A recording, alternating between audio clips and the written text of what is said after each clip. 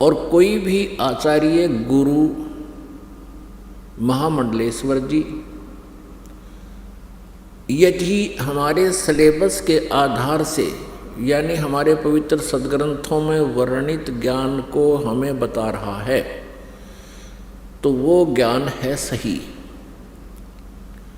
और जो इन पवित्र सद्ग्रंथों में वर्णित ज्ञान के विरुद्ध ज्ञान दे रहा है, अर्थात जो सिलेबस से बाहर, पाठ्यक्रम से बाहर कोई टीचर, कोई अध्यापक पढ़ा रहा है, तो वो उसका ज्ञान सही नहीं है, उसका ज्ञान सिलेबस अनुसार नहीं है, पाठ्यक्रम के अनुसार नहीं है। तो ऐसे ही जो आध्यात्मिक टीचर हैं, आध्यात्मिक गुरु हैं, आचार्य हैं, यदि वो हमारे सद्ग्रंथों में वर्णित उल्लेख के आधार से वो अपना ज्ञान सुना रहे हैं, जनता को प्रवचन कर रहे हैं, तो वो ज्ञान सही है, वो अध्यापक सही है। वो क्योंकि ये जो आध्यात्मिक गुरु हैं ये भी टीचर होते हैं, ये आध्यात्मिक टीचर हैं। और हमारा सिलेबस है ये पवित्र सद्ग्रंथ, इनमें वर्णित विधि और ज्ञान को जो टीचर अर्थात जो आचार्य गुरु हमें बता रहा है तो वो टीचर सही है, वो आचार्य है। और जो हमारे सद्ग्रंथों के विपरीत ज्ञान दे रहा है उसको लोक वेद कहते हैं। वो लोक वेद मीन उसका सेल्फ मेड दंत कथा, तो वो ज्ञान निराधार होता है। और जिस प्रकार विद्यार्थियों का नाशक होता है वो टीचर,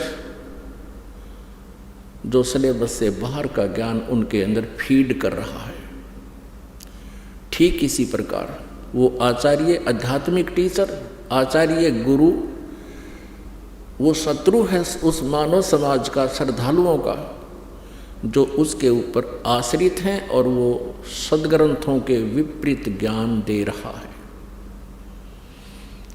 और सद्ग्रंथों में वर्णित, शास्त्रों में वर्णित विधि से विपरीत भक्ति विधि बता रहा है, मनमाना आचरण करा रहा है, वो टीचर ठीक नहीं, वो आचार्य ठीक नहीं,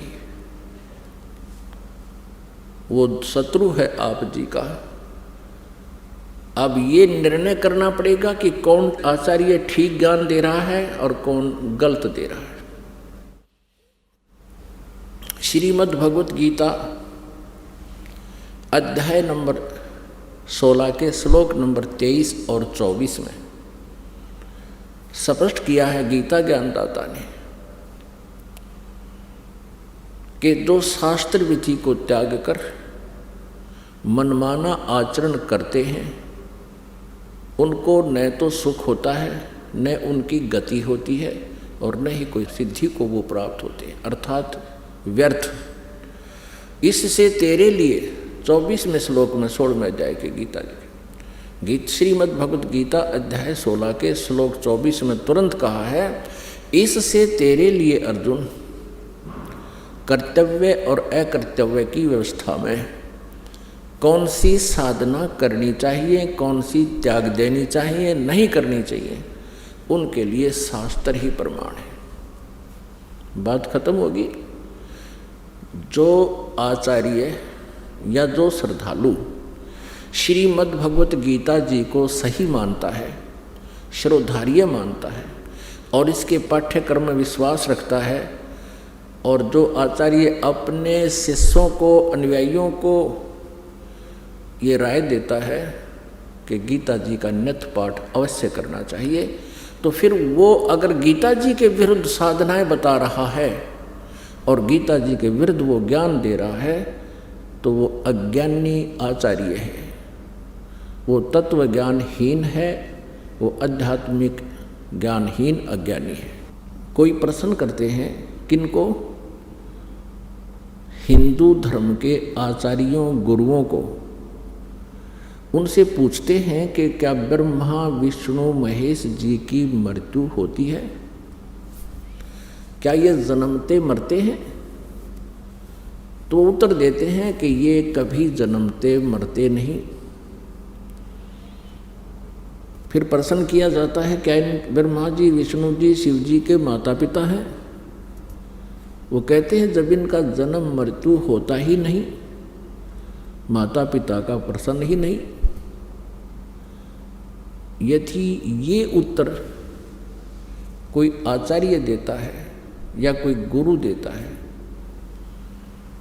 वो अज्ञानी व्यक्ति है, वो लोक वेद सुना रहा है, वो दंत कथा सुना रहा है और इन भोली श्रद्धालुओं को, इन विश्वासियों को, या जो उस पर विश्वास किए बैठे हैं उसको, उस अज्ञानी को और संत आचार्य मान कर बैठे हैं, उनका जीवन नाशक है। ईसा मसीह जी ने कहा था जनता को, श्रद्धालुओं को, कि तुम जिनको गुरु मानते हो वो गुरु नहीं है, उनके पास आध्यात्मिक ज्ञान नहीं है। वो तुमसे इतना मीठा बोलते हैं, तुम उनको एक नेक व्यक्ति मानते हो, लेकिन वो तुम्हारे जीवन के खाने वाले राक्षस हैं। जैसे तुम उनको भेड़ मानते हो, वो भेड़ के रूप में भेड़िया है। और इसी बात का दुख माना था उन दुष्ट नकली गुरुओं ने और उस महापुरुष को मौत के घाट पहुंचवा दिया, जनता को सत्य से परिचित नहीं होने दिया। अब वो तो 2000 वर्ष पहले की बातें हैं। अब समाज शिक्षित है, इन नकलियों की दाल अब गलेगी नहीं। सदग्रंथ हमारे पास हैं और सदग्रंथों में हम इन तथ्यों को जब देखेंगे, फिर उन नकली गुरुओं को धिक्कार देंगे कि जुबान बंद कर लो, बस बहुत हो लिया तुम्हारा। अभी तक इन श्रद्धालुओं को अपने ही सदग्रंथों की जानकारी नहीं है। किसी भी पवित्र धर्म के श्रद्धालुओं को अपने धर्म के सदग्रंथों की जानकारी नहीं है। वो हमें क्या संदेश दे रहे हैं? उनके गुरुओं ने जो भी लोक वेद सुनाया है उसको उन्होंने शास्त्र वाला ज्ञान मानकर शिरोधार्य कर रखा है। वो बिल्कुल व्यर्थ है।